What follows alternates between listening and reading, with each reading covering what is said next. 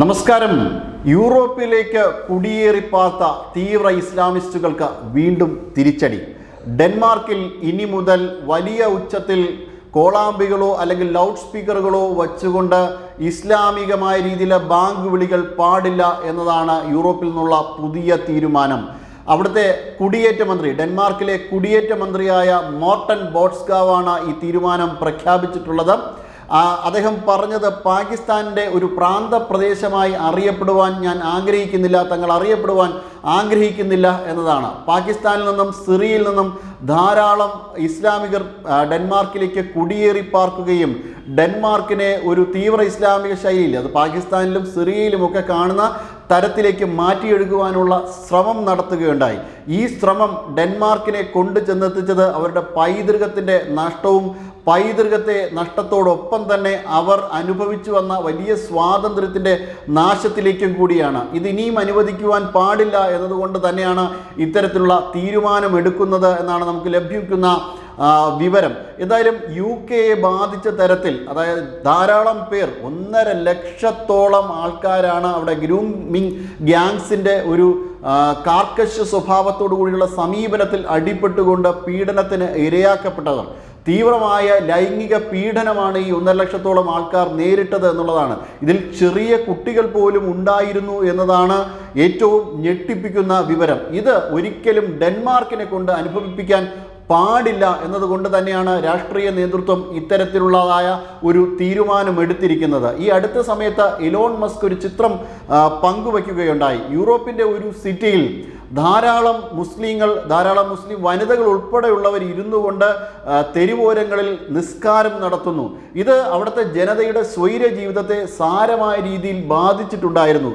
ഇവിടെ സംഭവിക്കുന്ന ഒരു കാര്യം എന്ന് പറയുന്നത്, ഡെൻമാർക്കിലേക്കും യൂറോപ്പിൻ്റെ മറ്റു പല പ്രദേശങ്ങളിലേക്കും പാകിസ്ഥാനിൽ നിന്നും സിറിയയിൽ നിന്നും ധാരാളം ആൾക്കാർ കുടിയേറി പാർക്കുകയും മുക്കിന് പള്ളികൾ സ്ഥാപിക്കുകയും ചെയ്യും.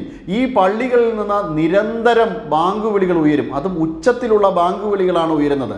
ഈ ബാങ്ക് വിളികൾ അവിടുത്തെ ജനതയെ വലിയ രീതിയിലാണ് അലോസരപ്പെടുത്തുന്നത്.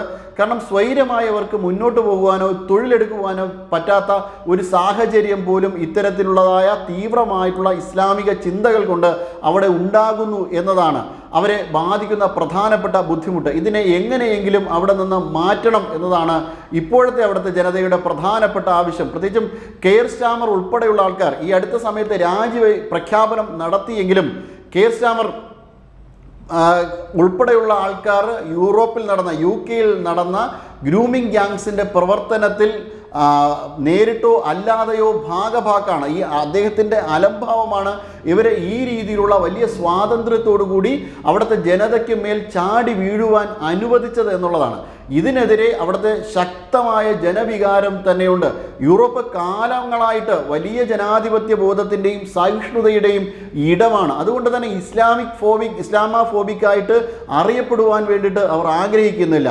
അങ്ങനെ അറിയപ്പെടാൻ ആഗ്രഹിക്കാത്തത് കൊണ്ട് തന്നെ അവരുടെ മേൽ ഇവർ നടത്തിയ ഒരു മതപരമായ കടന്നുകയറ്റം എന്നത് നമുക്കൊന്നും ചിന്തിക്കാൻ പോലും പറ്റാത്ത തരത്തിൽ വലിയ ക്രൂരമായ രീതിയിലുള്ള അതിക്രമങ്ങളാണ് യൂറോപ്പിൽ അവർ നടത്തിയത്. അവിടുത്തെ ജനതയെ ഇത് ചെറുതൊന്നുമല്ല കഷ്ടപ്പെടുത്തിയത്. എന്തായാലും ഇതിന് ഒരു മാറ്റം വരണമെന്ന് യൂറോപ്പ് പ്രഖ്യാപിച്ചിട്ടുണ്ട്. അവിടെ ഇനിയും ഭീകരവാദികളെ കയറി അഴിഞ്ഞാടാൻ അനുവദിക്കില്ല എന്നാണ് അവരുടെ ഇപ്പോഴത്തെ തീരുമാനം. ആ തീരുമാനത്തിൻ്റെ കൂടി അടിസ്ഥാനത്തിലാണ് ഇത്തരത്തിൽ അവിടെ ഒരു ലൗഡ് സ്പീക്കർ ഉപയോഗിച്ചുകൊണ്ടുള്ള ബാങ്ക് വിളികളും മറ്റ് ആരാധനാ കാര്യങ്ങളും ഒന്നും ഈ രീതിയിൽ ജനങ്ങളെ ബുദ്ധിമുട്ടിച്ചുകൊണ്ട് നടത്താൻ പാടില്ല എന്ന പ്രഖ്യാപനം നടത്തിയത്. അതോടൊപ്പം തന്നെ തെരുവോരങ്ങളിലെ ഈ നിസ്കാരം ഒഴിവാക്കാൻ വേണ്ടിയിട്ടാണ് ഇപ്പോൾ യൂറോപ്പിൻ്റെ മറ്റൊരു തീരുമാനം. ഇങ്ങനെ മതപരമായിട്ട് യൂറോപ്പിനെ വരിഞ്ഞു മുറുക്കി കഴുത്ത് ഞെരിക്കുന്ന ഒരു സമീപനത്തിന് ഒരു കാരണവശാലും ഇനി യൂറോപ്യന്മാർ അനുവദിക്കില്ല. ഭാരതവും ആ രീതിയിൽ തന്നെയാണ് ചിന്തിച്ചത്. ഈ അടുത്ത സമയത്തും ഉത്തർപ്രദേശിലും പശ്ചിമ ബംഗാളിലും അടക്കം വിവിധ സംസ്ഥാനങ്ങളിലാണ് വലിയ രീതിയിൽ ലൗഡ് സ്പീക്കർ ഉപയോഗിച്ചുകൊണ്ടുള്ള ബാങ്ക് വിളികളും തെരുവോരങ്ങളിലുള്ള നിസ്കാരവും നിരോധിച്ചത്. അനധികൃതമായി കെട്ടിയുണ്ടാക്കുന്ന പള്ളികളുടെ കാര്യത്തിലും പശ്ചിമ ബംഗാളിൽ വലിയ തീരുമാനങ്ങൾ എടുത്തിരുന്നു സുവേന്ദു അധികാരി സർക്കാർ. ഈ ഇടങ്ങളിലൊക്കെയും ഭീകരവാദികൾക്കാണ് ഇവർ അവസരം ഒരുക്കി കൊടുത്തുകൊണ്ടിരുന്നത്. അത്തരത്തിൽ ഭീകരവാദത്തെ പ്രൊമോട്ട് ചെയ്തുകൊണ്ട് പള്ളികൾ സ്ഥാപിക്കുകയും ആ പള്ളികളിൽ നിന്ന് വലിയ ഭീകരമായ രീതിയിലുള്ള ബാങ്ക് വിളികൾ ഉയർത്തുകയും അവിടുത്തെ സ്ത്രീകളെ പർദ്ദ ധരിപ്പിച്ചുകൊണ്ട് മാത്രമേ പുറത്തിറക്കൂ എന്ന കാർക്കശ സ്വഭാവത്തോടു കൂടിയുള്ള മതസമീപനത്തിനും വലിയൊരളവിൽ മാറ്റം വരണമെന്ന രീതിയിൽ യൂറോപ്പ് പ്രവർത്തനം ആരംഭിച്ചിട്ടുണ്ട്. UK-യിലും മറ്റിടങ്ങളിലും നടന്ന ഗ്രൂമിംഗ് ഗ്യാങ്സിൻ്റെയും മറ്റ് ഭീകരമായ പ്രവർത്തനങ്ങളുടെയും കാര്യത്തിൻ്റെ അടിസ്ഥാനത്തിലാണ്, അത്തരത്തിലുള്ള കാര്യങ്ങളുടെ അടിസ്ഥാനത്തിലാണ്, ചെയ്തികളുടെ അടിസ്ഥാനത്തിലാണ് ഈ ഒരു തീരുമാനം ഡെൻമാർക്ക് എടുത്തിരിക്കുന്നത്.